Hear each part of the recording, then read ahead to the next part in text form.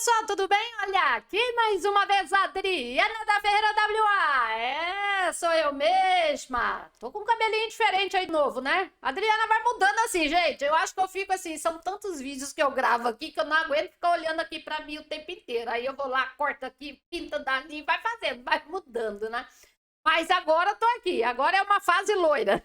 Depois eu mudo de novo. Daqui a pouco eu tô careca aí, né? Não sei como é que vai ficar, não. Mas vamos lá, gente.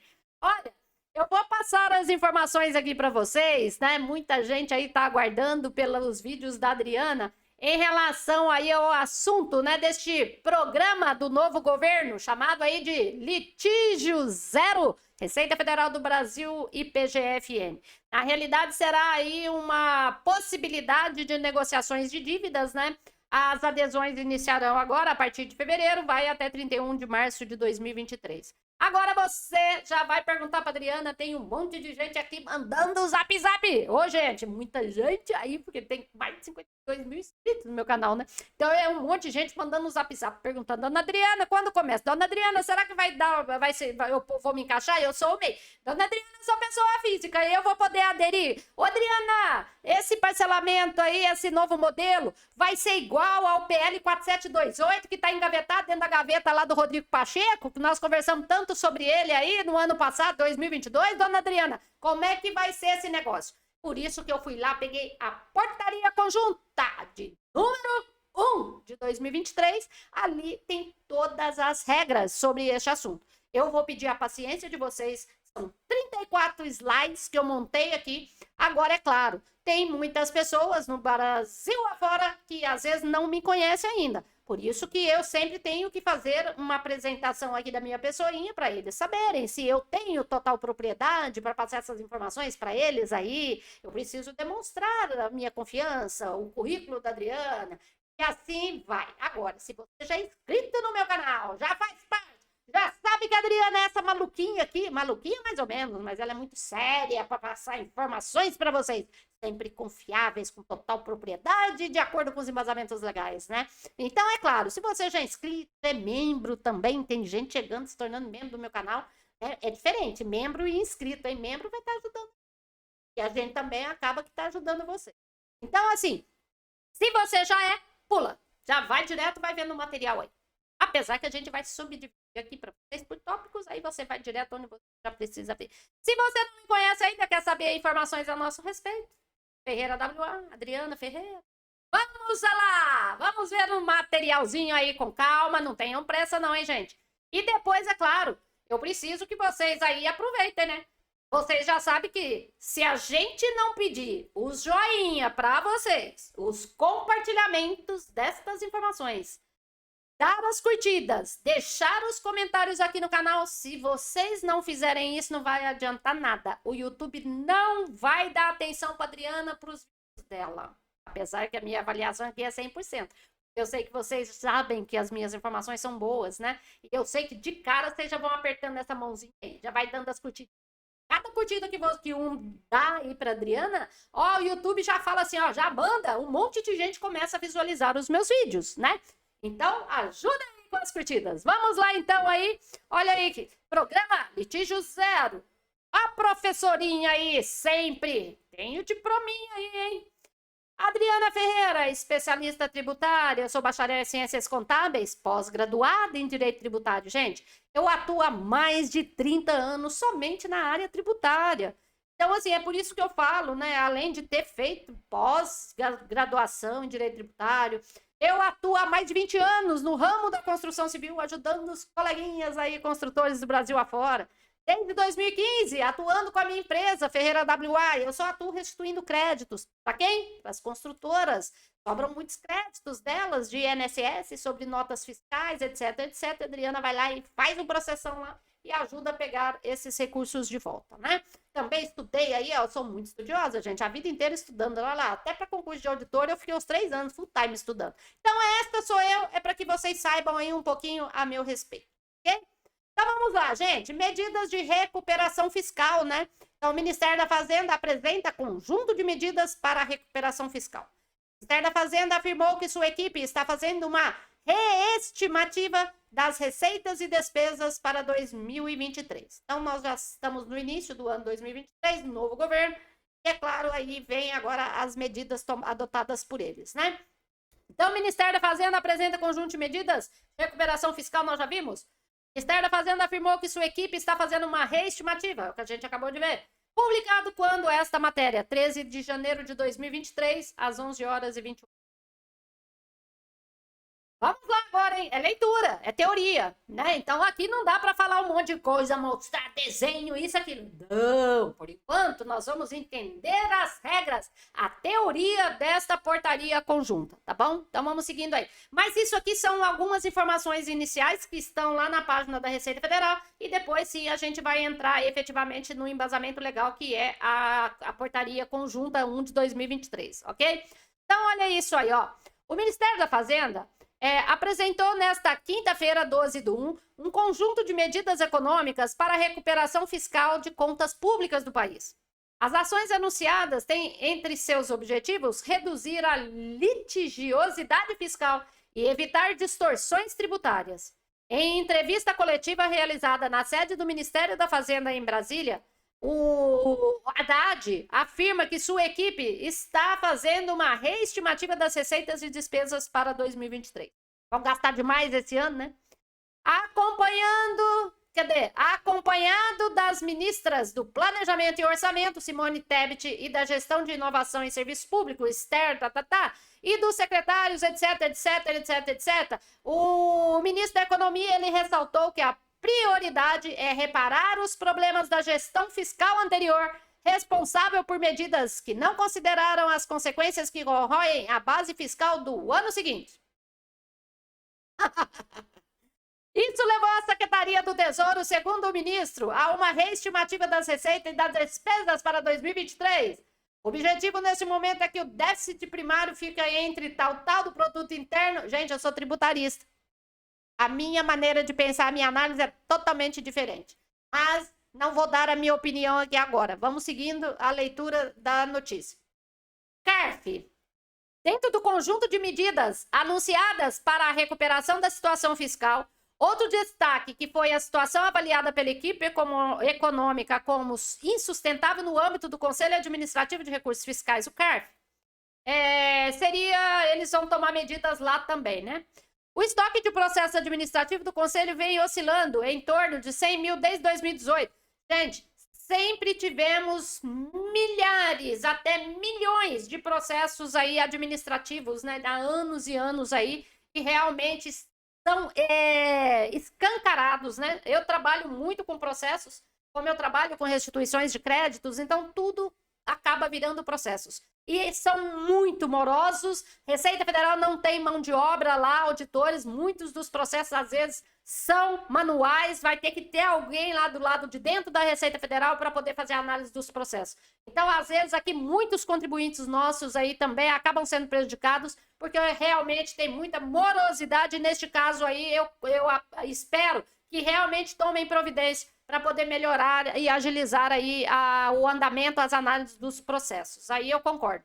Outra medida se refere à alteração do voto de qualidade no CARF, para que o governo federal tenha o voto final nas decisões do Conselho, ao contrário do que ocorre hoje. Atualmente, na hipótese de empate, o contribuinte vence o empate com a União, o que vai contra os interesses da sociedade, conforme pontuou o ministro da Economia. Na realidade, assim, é isso que eu falo, né? Eu, Adriana, tributarista há mais de 30 anos, o meu pensamento é diferente também em relação a esse ponto. Eu penso de outra forma. Mas, vamos lá, eu apenas estou passando a notícia para vocês. Litígio zero.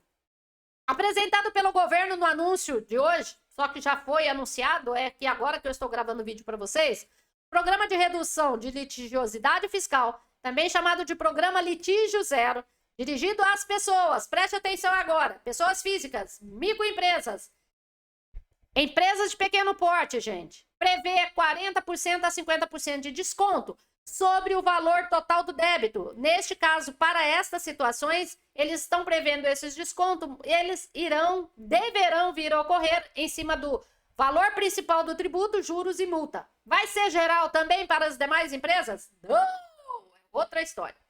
Vamos seguindo. E vão poder parcelar em até 12 meses aí. Agora, olha o que eles falam. Independentemente da classificação da dívida ou capacidade de pagamento. Uma das novidades é a possibilidade de utilização de prejuízos fiscais e base de cálculo negativa para quitar de 52% a 70% do débito do imposto. Porém, presta atenção, pessoa física, microempresa, empresa de pequeno porte, lucro presumido, não há o que se falar em prejuízos para eles. Prejuízos fiscais são apenas para as empresas tributadas pelo lucro real. Elas que acumulam ali normalmente, né?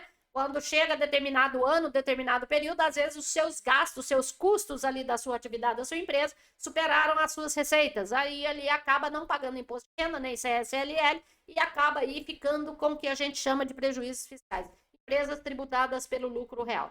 O programa introduz também o fim do recurso de ofício para valores abaixo de 15 milhões de reais. 15 milhões de reais. A vitória do contribuinte na primeira instância encerra definitivamente o litígio. O objetivo ao dar a oportunidade para que o contribuinte regularize sua situação com o fisco é possibilitar a redução do volume de processo nas instâncias recursais. O período de adesão irá de 1º de fevereiro a 31 de março de 2023, conforme eu falei para vocês.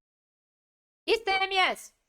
No âmbito das medidas, o ministro também destacou que o governo federal acata a decisão do Supremo Tribunal Federal relacionada à exclusão do imposto sobre circulação de mercadorias e ICMS da base de cálculo do PIS e da COFINS.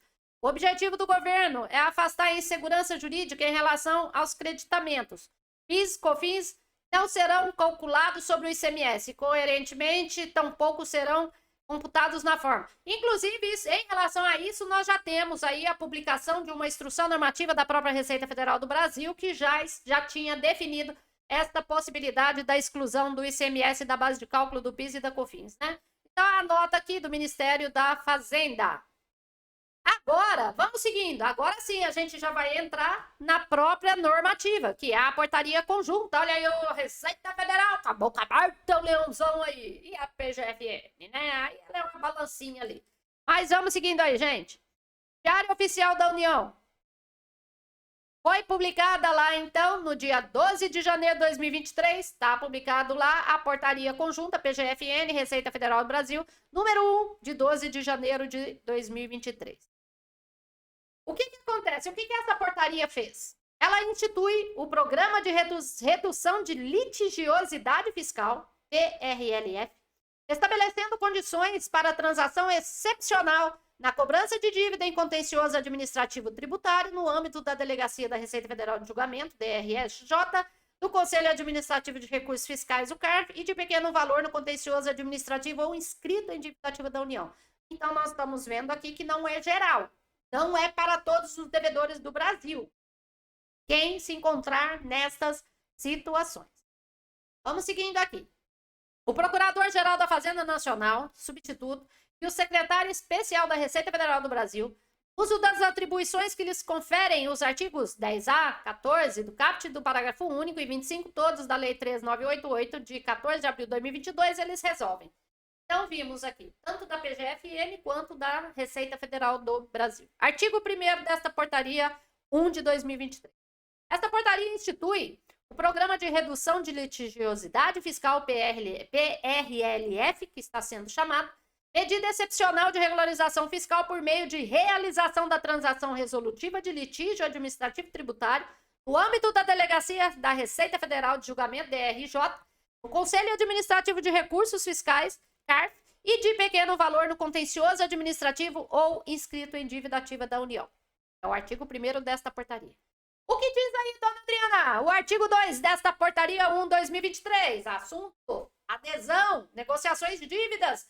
Eu mostrei para vocês no início ali, eles fizeram referências a pessoas físicas, microempresas, empresas de pequeno porte. Gente, mas isso aqui é também para pessoas do lucro real e também lucro presumido, ok? Artigo 2. São objetivos do programa. Quais são os objetivos desse programa de redução aí de litigiosidade fiscal, do PRLF? Quais são os objetivos? Primeiro objetivo, permitir, mediante concessão recíprocas, a resolução de conflitos fiscais. Também é um objetivo desta portaria permitir a manutenção da fonte pagadora, produtora, do emprego e da renda dos trabalhadores.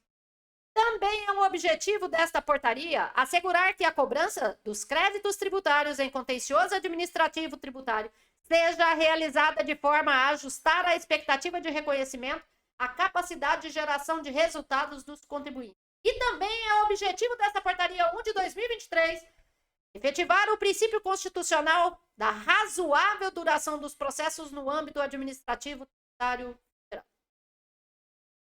Ainda temos agora, na parte do capítulo 1 das disposições gerais, que começamos agora a falar do artigo 3º desta portaria. Ele diz: são passíveis de transação por meio do programa de redução da litigiosidade fiscal os créditos tributários em contencioso administrativo fiscal com recurso pendente de julgamento no âmbito do DRJ, do CARF e de pequeno valor no contencioso administrativo ou inscrito em dívida ativa da União, observadas as condições e modalidades estabelecidas nesta portaria. Artigo 4. Para os fins do disposto nesta portaria, o grau de recuperabilidade dos créditos elegíveis ao programa de redução da litigiosidade fiscal obedecerá ao disposto no capítulo 2 da portaria 6757 de 29 de julho de 2022. Olha agora o que diz o parágrafo único desse artigo 3º. Para os fins do disposto nesta portaria, são também considerados irrecuperáveis os créditos tributários em contencioso administrativo fiscal no rito do decreto 70.235 de 6 de março de 1972. Eu nem nascida, eu nasci nesse ano, mas eu não era nascida não, nasci uns meses depois. Então, neste caso, desde que esteja nesse rito aí há mais de 10 anos, né? Artigo 5º. O PLRF de que trata esta portaria envolverá. Envolverá o quê? Envolverá quem, dona Adriana? Conta pra mim aí, dona Adriana. Olha aqui. Primeiro, ela vai envolver o parcelamento dos créditos tributários, observados os limites previstos nesta lei de regência da transação. Também esta portaria envolverá a concessão de descontos aos créditos considerados irrecuperáveis ou de difícil recuperação, nos termos da legislação e de regência. Também esta portaria aí, com este novo PLRF, envolverá a utilização de créditos de prejuízo fiscal e de base negativa de CSLL, que eu falei para vocês, quem constitui esses créditos são as empresas do lucro real, observados os limites máximos previstos na legislação de regência de transação e previstos nesta portaria. Já estou captando a mensagem que acho que vão ali limitar a utilização, o percentual, né? Também esta portaria envolverá a possibilidade de utilização de créditos líquidos certos, devidos pela União, olha isso, devidos pela União, suas autarquias ou fundações públicas próprios do interesse ou por eles adquiridos de terceiros, decorrentes de decisão transitada em julgado para quitação ou amortização de saldo devedor da transação. Observada aí, gente, a portaria normativa 73 de 2022. Vamos seguindo? E o que diz, Adriana, esse artigo 6º desta portaria 1 de 2023, PLRFL? A adesão ao PLRF poderá ser formalizada das 8 horas do dia 1º de fevereiro de 2023 até as 19 horas do horário de Brasília, do dia 31 de março de 2023. Fiquem atentos a este horário. Normalmente vai até quase que meia-noite, 23 horas, 59 minutos. Tome cuidado com isso. Parágrafo 1º desse artigo 6º. A adesão, gente, deverá ser realizada mediante abertura de processo digital no portal lá do ECAC. Você vai ter que abrir um processo lá no ECAC. Disponível no endereço eletrônico. Olha o endereço aqui. Mas todo mundo já conhece o ECAC, já acessa lá, já sabe, já conhece. Acessando na forma disciplinada pela Instrução Normativa 2066-2022 e será instruído com... Essa portaria para acesso lá, gente, é para falar se vai ser com certificado digital, de que forma que vai ser, às vezes, código de acesso, isso vocês dão uma olhada depois lá. E será instruído com...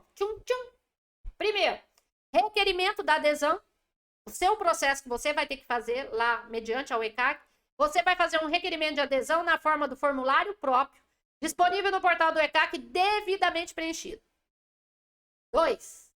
Prova do recolhimento da prestação inicial.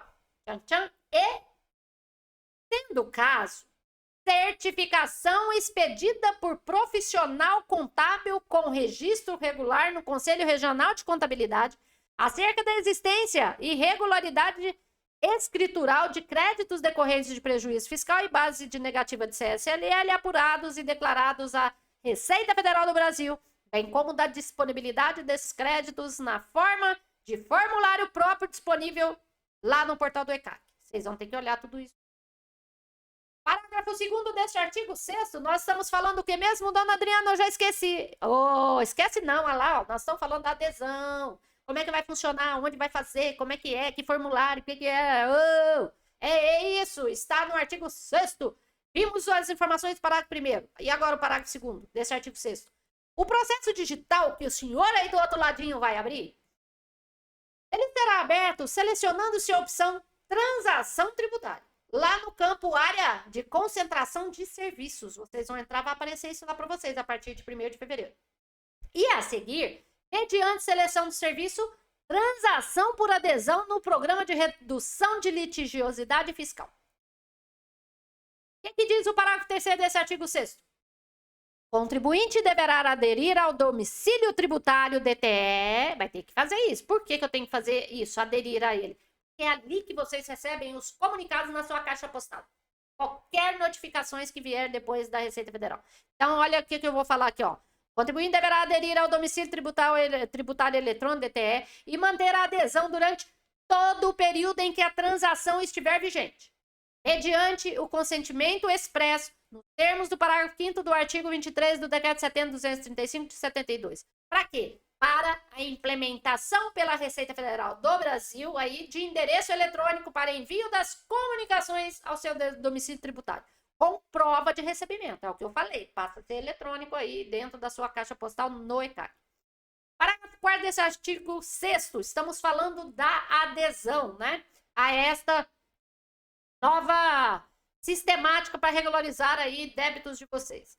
O requerimento, no parágrafo 4º diz, o requerimento de adesão apresentado validamente suspende a tramitação dos processos administrativos fiscais referentes aos débitos incluídos na transação, enquanto o requerimento estiver sobre análise.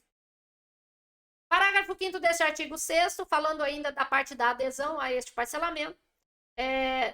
Vou chamar de parcelamento, mas é uma adesão, uma negociação, né? Não produzirão efeito qualquer efeito os requerimentos. Não produzirão qualquer efeito os requerimentos desacompanhados de prova do recolhimento da prestação inicial, hein? Senão, não vai fazer muito sentido.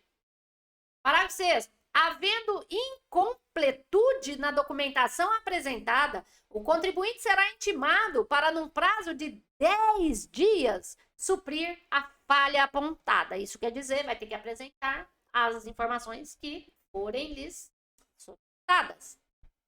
Seguindo, artigo 7º. A formalização do acordo de transação constitui ato inequívoco do reconhecimento pelo contribuinte dos débitos transacionados e importa a extinção do litígio administrativo a que se refere. Já o artigo 8º, ele já vai dizer o seguinte: qualquer que seja a modalidade de pagamento escolhida pelo senhor contribuinte, o valor mínimo da prestação será de R$100 para cada pessoa natural, que é a pessoinha física que conseguir aderir a esta adesão, de R$300 para a microempresa e para as empresas de pequeno porte simples nacional, e de R$500 para a pessoa jurídica, hipótese em que o número de prestações deverá ser ajustada ao valor do débito incluído na transação. Captou a mensagem? Parágrafo único desse artigo 8º está dizendo o seguinte para nós: o valor de cada prestação, inclusive, gente, da parcela mínima, ele será acrescido de juros equivalentes à taxa referencial especial de Selic, para títulos federais acumulados mensalmente, calculados a partir do mês subsequente, etc., mais 1% de juros no mês do pagamento, tal. Moral da história, as parcelas serão corrigidas depois. É um desconto lá de cá e depois tem correção de... Artigo 9º. Os depósitos vinculados aos débitos a serem transacionados na forma desta portaria serão automaticamente transformados em pagamento definitivo ou convertidos em renda da União, podendo ser negociados os valores não liquidados após este procedimento. Capítulo 2. Já vimos um montão de informações aqui. Até cansei, gente. Tô cansada já. Tá um calor nas Minas Gerais, mas tem um quentinho aqui na minha frente. Vamos lá, Adriana. Respira. Respira, Adriana. Calma, com calma. Você passa todas as informações para os coleguinhas. E o telefone tá aqui, cai, zap aqui, ó. Só por Deus. Vamos lá. Capítulo 2. Das modalidades de transação do Programa de Redução da Litigiosidade Fiscal. São 1. Das modalidades de transação na cobrança de créditos tributários em contencioso administrativo. Informações do CNO no CERO. Que isso? Será que eu que copiei errado? Ou tá lá isso aqui? Não... Mas vamos seguir pra gente entender, né? Outra nós. Artigo 10. Os créditos tributários com recurso pendente de julgamento no âmbito do DRJ ou CARF poderão ser liquidados no âmbito do PRLF.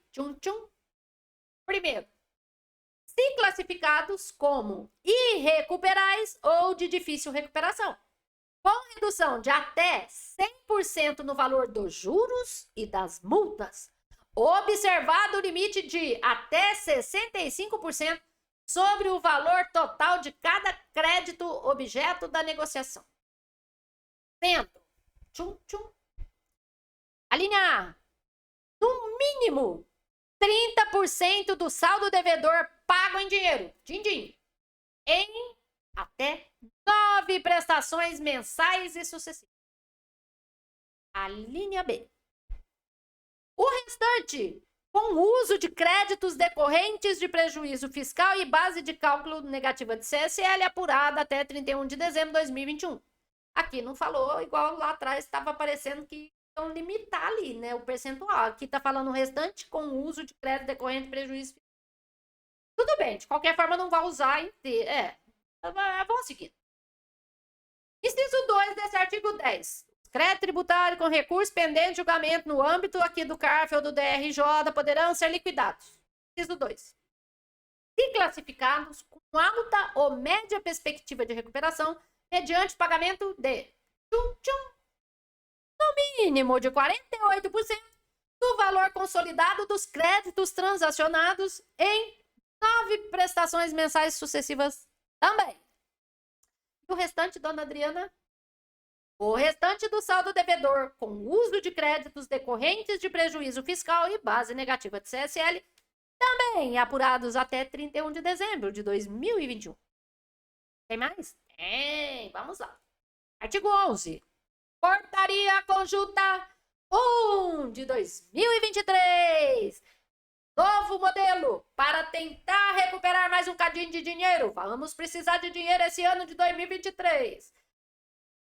Artigo 11. Os créditos tributários com recurso pendente de julgamento no âmbito do DRJ ou do CARF poderão ser negociados no âmbito do PLRF mediante pagamento a título de entrada de valor equivalente a 4% do valor consolidado dos créditos transacionados e o restante pago com redução de até 100% do valor dos juros e das multas, observado o limite de até... Vamos ver esses limitezinhos. Nós estamos falando aqui, gente, ó, dos créditos tributários com recurso pendente de julgamento lá no DRJ e também no CARF, ok? Vamos lá, tem que ver onde vocês vão se enquadrar, onde está a sua situação no momento. Então, neste caso, vimos aqui, né, o valor equivalente a 4% do valor consolidado, né, o valor da entrada, tal, e por aí vai. Então, vamos repetir de novo, para a gente não perder o raciocínio, né, para quem vai se enquadrar aqui. Então, o artigo 11, ele diz que os créditos tributários com recurso pendente de julgamento no âmbito do DRJ ou CARF poderão ser negociados no âmbito do PRLF mediante pagamento a título de entrada 4% do valor da sua dívida consolidado dos créditos transacionados e o restante pago com redução de até 100% do valor dos juros e das multas, observado o limite de até inciso 1. 65% sobre o valor total de cada crédito objeto da negociação em até 2 prestações mensais e sucessivas. Inciso 2. Redução 50% sobre o valor total de cada crédito objeto da negociação em até 8 parcelas mensais sucessivas. Ou seja, quanto mais parcelas, menor desconto. Parágrafo 1º. Desse artigo 11. O valor da entrada, gente, também poderá ser pago em até 4 parcelas mensais e sucessivas. Parágrafo 2º desse artigo 11. Na hipótese de transação que envolva pessoa natural, microempresa, empresa de pequeno porte, santas casas de misericórdia, sociedade cooperativa e demais organizações da sociedade civil de que trata a Lei 13.19/2014, ou as instituições de ensino, os limites máximos de redução previstos nos incisos 1 e 2, que nós acabamos de ver, respectivamente, será de 70% e 55%. Entendeu aí? Recadinho para vocês aí que vão poder se enquadrar nessa situação. Artigo 12. Em qualquer das modalidades prevista nessa seção, o percentual efetivo de desconto observará a capacidade de pagamento do... Uai! Falou independentemente da capacidade de pagamento. Vamos junto. Vamos em frente. Estou lendo, é teoria. Seção 2. O capítulo 2, que é o que a gente está vendo da Portaria Conjunta 1 de 2023. Das modalidades de transação no contencioso de pequeno valor. Como é que vai funcionar isso agora? Nós vimos ações. Vamos ver? Está no artigo 13. Independentemente da capacidade de pagamento do contribuinte. Então, independentemente da capacidade de pagamento do contribuinte, tá. É para pessoa física, tá, entendi. Independentemente da capacitação de pagamento do contribuinte ou classificação da dívida, os créditos com valor de até 60 salários mínimos que tenham como sujeito passivo pessoa natural, microempresa ou empresa de pequeno porte poderão ser negociados no âmbito do PLRF mediante pagamento a título de entrada de valor equivalente a 4% no valor consolidado dos créditos transacionados pagos em até 4 prestações mensais e sucessivas e o restante pago. Inciso 1. Em até 2 meses, com redução de 50%, inclusive o montante do principal do crédito. 2. Só que aqui, gente, transação no contencioso de pequeno valor, hein? Não pensa que é para todo mundo, não. 2. Em até 8 meses, com redução de 40%, inclusive sobre o montante principal do crédito. Parágrafo único. O disposto nesse artigo aplica-se também aos créditos inscritos na dívida ativa da União há mais de um ano, realizando adesão por meio do Regularize lá na PGFN. Entra nesse endereço www.regularize.pgfn.gov.br. Lá de cara vai aparecer o Regularize. Tá lá dentro. E vai lá ver se você vai poder aderir a esta situação.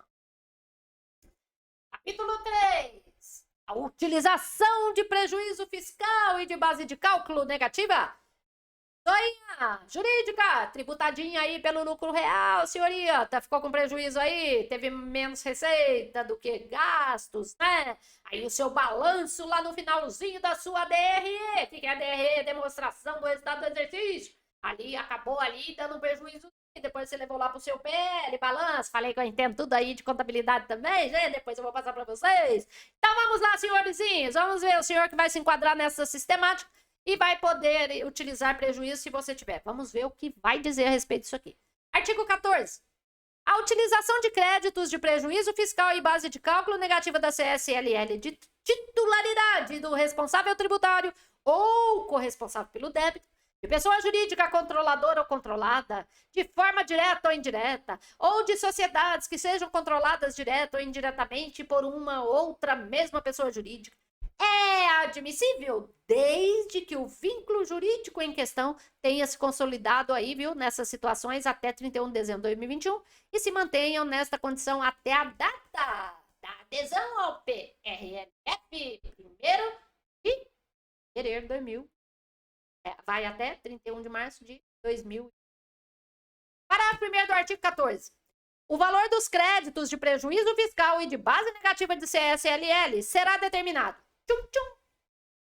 Primeiro inciso. Por meio da aplicação das alíquotas do imposto de renda, que é o IRPJ, previstas no artigo 3º da Lei 9249 de 1995, sobre o montante do prejuízo fiscal. E por meio da aplicação das alíquotas da CSLL previstas no artigo 3º da Lei 7689 de 88, sobre o montante da base de cálculo negativa da contribuição. Nós sabemos, para quem atua nesta área, nós sabemos quais são as alíquotas aplicáveis ao imposto de renda e à CSLL. Parágrafo 2º deste artigo. Os créditos a que se referem o CAPT poderão ser utilizados para amortizar valor principal do crédito tributário e demais acréscimos legais. Ok. A utilização dos créditos a que se refere o CAPT, que são os prejuízos fiscais, ele extingue os débitos sob condição resolutória de sua ulterior homologação. Moral da história, serão aplicados depois. Certo? A Receita Federal do Brasil dispõe, está no parágrafo 4º desse artigo. A Receita Federal do Brasil dispõe de um prazo de 5 aninhos para análise desses créditos utilizados na forma aí. Vai dar uma pessoa. Será verdade que tinha aqueles créditos? Meu Deus, quero ver, né? Então seria isso, gente. Agora, na hipótese de utilização de crédito decorrente de prejuízo fiscal e de base negativa de CSLL, primeiramente, presta atenção, achou que era tudo maravilhoso, deverão ser utilizados créditos próprios. Beleza? Tem outros créditos próprios para depois você usar isso aí. Agora, parágrafo 6º. Os créditos de que trata este artigo não podem ser utilizados sob qualquer forma ou qualquer tempo. Por quê? Como assim? Na compensação com base negativa do RPJ e da CSLL, salvo no caso de rescisão da transação ou sua efetivação. Né? Claro, se indicá-los aqui para poder compensar numa adesão dessa, não vai poder pegar e utilizar eles. Ou em qualquer outra forma de compensação ou restituição. Nananina, não. Parágrafo 7º. Os créditos indicados para liquidação somente serão confirmados após a aferição da existência de montantes acumulados de prejuízo fiscal e de base negativa de CSLL, não utilizados na compensação com base negativa de IR ou de CSLL, suficientes para atender a liquidação solicitada. O parágrafo 8º já diz o seguinte. A pessoa jurídica que utilizar créditos para a liquidação prevista nesse artigo deverá manter durante todo o período de vigência de transação as escriturações e os demais documentos exigidos pela legislação fiscal, inclusive comprobatórios no montante do prejuízo fiscal e da base de cálculo negativa da CSLL, promovendo, neste caso, a baixa dos valores das respectivas. Tá acabando, Adriana? Quase. O que diz o artigo 5º agora dessa portaria 1 de 2022? Nós estamos falando sobre este novo modelinho aí para poder negociar e acertar algumas dívidas de vocês no contencioso lá. Tem que dar uma bisoiada em tudo que eu tô falando para trás ali.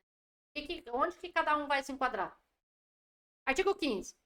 Na hipótese de indeferimento da utilização de crédito, a se refere... Opa, ó, até dei um peteleco aqui no meu microfone, tadinho. Na hipótese, no artigo 15, na hipótese de indeferimento da utilização dos créditos a que se refere o artigo anterior, no todo ou em parte, créditos, prejuízos, será concedido um prazo, gente, de 30 dias, contado da data da ciência, para o contribuinte.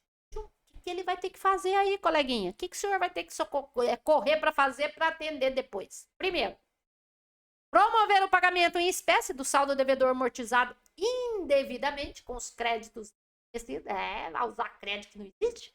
Olha aí, ó, as penalidades depois. Você vai ter que pagar lá, o prazo de 30 dias. Ou, ó, apresentar uma impugnação contra a não confirmação dos créditos na forma da Lei 9784 de 1999. Você vai ter que explicar por quê. Oi, Receita Federal, colega, o que aconteceu aí? Você analisou o meu crédito lá e eu provei, eu tenho os gastos. Eu comprei muito mais materiais, eu paguei uma folha de pagamento muito grande, eu paguei muito imposto, porque os nossos tributos no Brasil são exorbitantes, mas não sei o quê. E eu fiquei com prejuízo sim, dona Receita. Aí, beleza, você vai impugnar e vai justificar a sua situação. Parágrafo único. A improcedência do recurso, quando não for sucedida do pagamento em espécie do saldo devedor amortizado indevidamente com créditos não reconhecidos, ela importa na rescisão do PRLF, tá? Artigo 16. A constatação de fraude na declaração dos montantes de prejuízo fiscal e de base negativa de CSLL, é o que eu falei, tem que tomar cuidado. Assegurado o contraditório e ampla defesa nos termos do artigo anterior que nós vimos, implicará na rescisão da sua transação e prosseguimento da cobrança dos créditos tributários sem prejuízos de eventuais representações contra os responsáveis, inclusive para fins penais. E agora? Quase indo para o final desta portaria 1 de 2023. Entramos agora no capítulo 4 desta portaria. Da rescisão da transação e da impugnação da rescisão. De repente você não conseguiu cumprir o que a gente acabou de ver tudo aqui. Aí você, se está nessa situação da transação sua for rescindida, ou você vai impugnar, olha o artigo 17, está falando isso. Olha aí. A não quitação integral dos valores devidos a título de entrada, independentemente de intimação do contribuinte, implicará aí no cancelamento do pedido de quitação. Você viu ali, você vai ver a sua situação, onde, que modalidade que você vai se enquadrar, vai ver qual o tipo de entrada que você tem que pagar, quantas parcelas que você pode ter, tem que cumprir rigorosamente aquela quantidade de parcelas de entrada. Pelo amor de Deus! Artigo 18. Implica a rescisão da transação. Tchum, tchum. O que vai implicar, então? Primeiro, o descumprimento das condições, das cláusulas, das obrigações previstas nessa portaria. É o que eu falei para vocês. Olha o tanto de coisas que eu falei para vocês aí para trás. Tem que observar tudo isso. 2. Também implicará a rescisão da transação o não cumprimento de 3 prestações consecutivas ou alternadas do saldo devedor negociado nos termos do acordo celebrado. Também poderá implicar aí em rescisão da transação a constatação pela Receita Federal do Brasil aí, gente, de ato tendente ao esvaziamento patrimonial do contribuinte como forma de fraudar o cumprimento da transação, ainda realizada anteriormente. Não tenta vender nada aí para tentar despistar que vai dar problema. E também poderá implicar em rescisão da sua transação aí, ó. A decretação de falência ou de extinção pela liquidação da pessoa jurídica transigente ou a inobservância de qualquer disposições previstas na lei de regência da transação. Nós vimos a lei da transação, nós vimos aí anteriormente. Artigo 19. O contribuinte, gente, ele deverá... Não, o contribuinte, presta atenção aqui, ó, no zoinho da Adriana, agora são 4. Zoinho, né? O contribuinte será notificado sobre a incidência de alguma das hipóteses de rescisão da transação. O senhor vai ser notificado. O senhor viu que o senhor vai ter que ir lá, vai ter que habilitar o DTE, sua caixa postal. Vai cair um comunicadinho lá pro senhor num determinado dia. Aí o senhor vai falar, gelei, e agora? Vai ter que ir lá ver o que tá falando. Parágrafo 1º, a notificação será realizada exclusivamente por meio do domicílio tributário eletrônico. O que eu falei? O DTE, caixa postal, coleguinha. Parágrafo 2º, o contribuinte ele terá conhecimento das razões determinantes da rescisão e poderá regularizar o vício ou apresentar impugnação, ambos num prazo de 30 dias, preservada em todos os seus termos a transação durante esse período. Artigo 20. A impugnação na forma da Lei 9784 de 99 deverá ser apresentada exclusivamente por meio do portal do ECAC e deverá apresentar todos os elementos que se oponham à decisão recorrida, inclusive conjuntada de documentos, se necessário. Parágrafo único do artigo 19. Tratando-se de transação que tenha por objeto débito inscrito na dívida ativa da União, a impugnação deverá ser apresentada exclusivamente por meio do regularize. Artigo 21. O cancelamento ou a rescisão da transação implicará o que, Adriana? O afastamento dos benefícios concedidos. e a cobrança inteirinha da sua dívida. Reduzidos os valores pagos lá dentro. Yeah! Ou continuou pagando, depois lá na frente foi excluído. Então tem que tomar cuidado, pelo amor de Deus. Não pode deixar nenhum tipo de parcelamento ser rescindido. E as consequências aí são seríssimas, gente. E o capítulo 5 agora, finalizando as disposições finais. Lá no artigo 22, diz o seguinte: esta portaria não se aplica aos créditos apurados na forma do regime unificado de arrecadação e tributos devidos pelas microempresas e empresas de pequeno porte simples nacional, instituído pela Lei Complementar 123. Como assim? Micro e pequenas empresas? Esta portaria não se aplica aos créditos apurados na forma do regime do Simples Nacional, instituído pela Lei Complementar 123 de 2016. Ué, pessoa natural, micro e pequenas empresas. Não incluiu, nem poderia. Simples Nacional tem uma lei para ele, uma lei, tem que ser uma lei complementar. Artigo 23. Nas modalidades de transação no contencioso administrativo fiscal, poderão ser incluídos débitos constituídos cujo vencimento da multa de ofício tenha ocorrido antes da publicação desta portaria. Esta portaria entra em vigor em 1º de fevereiro de 2023. É quando ela começa a ter a sua validade efetiva. Aqui estão os dados dos responsáveis por essa normativa. E agora vamos tete a tete, zoinho no zoinho, porque agora nós precisamos conversar aí. Vocês viram que essa notícia é importante. Mas também, de qualquer forma, eu acho que nem teria, né, como entrar realmente os parcelamentos, nessa situação, empresas do Simples Nacional, né? Eu acho que lá quando eles se referiram... Vamos conversar, vamos voltar aqui. Deixa eu ver se acabou. Ah, é que aqui eu deixo no finalzinho, né, dos vídeos aí pra vocês, minha página bonitinha lá do Hotmart. A Adriana também agora vende os cursos dela. Tem curso de ISS, tem curso do CEP, tem curso CNO, tá tudo aí... Né? Que vocês viram ali, que eu até coloquei lá no finalzinho, apareceu uma história de CNO e Cero. Tô achando que a hora que eu limpei o slide ali, eu não devo ter tirado a última partezinha e apareceu ali. Esquece esse assunto CNO e Cero no meio dessa transação de dívidas aqui, ok? Então aí, aqui é só para vocês saberem, quer saber mais a respeito dos nossos cursos? Vai na descrição aqui desse vídeo, tá lá o link para vocês, também no meu portal, vou mostrar aqui rapidinho.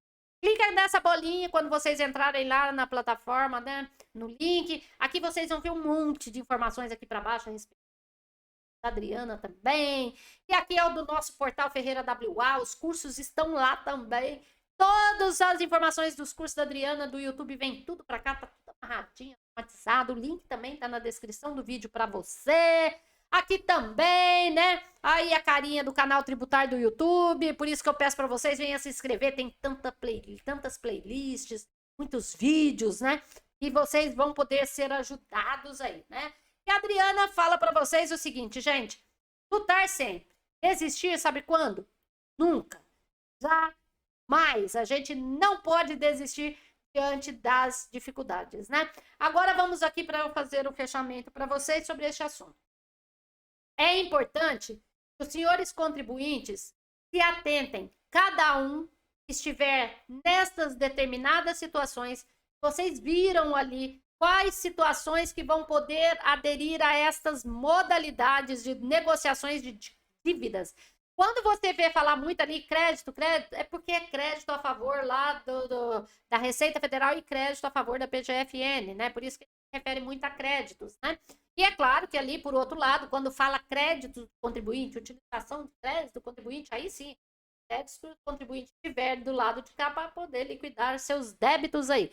Então, é um processo que, de repente, pode ser, né? Como nós sabemos que tem muitos processos no contencioso administrativo aí, naquelas outras situações que nós vimos, no CARF, DRJ, é mais não sei o quê. Tem que olhar, dívidas de pequeno valor, tá lá no contencioso, tá tudo discutindo. Então, vocês têm que ir lá, olhar, ver onde vocês se enquadram. Então, esquece Simples Nacional, vocês viram ali no artigo no finalzinho. Lá no início, quando eu passei para vocês, que eles fazem referência, pessoa natural, eles falam micro e pequenas, né, empresas, e pequenas empresas. E ali dá a entender que seriam as empresas do Simples Nacional, né, mas no caso não. empresas, tem determinadas empresas que têm essa nomenclatura, mas acabando ali para efeito de alguns benefícios apenas tributários da Lei Complementar 123, mas não quer dizer que elas sejam do Simples Nacional. Eu acredito que sejam isso que eles quiseram nos dizer nessa portaria de número 1 de 2023. Então, mais uma vez, eu peço para vocês a colaboração, vídeo 50 minutos aqui, colaboração, divulgue, compartilhe, ajude a Adriana, o seu joinha é muito importante para que esta informação chegue a mais pessoas no Brasil afora, e é claro que, de uma certa forma, pode ser que venha, assim, ajudar a muitas pessoas aí do Brasil. Tá bom, gente? Grande abraço, fiquem com Deus! Vamos lá!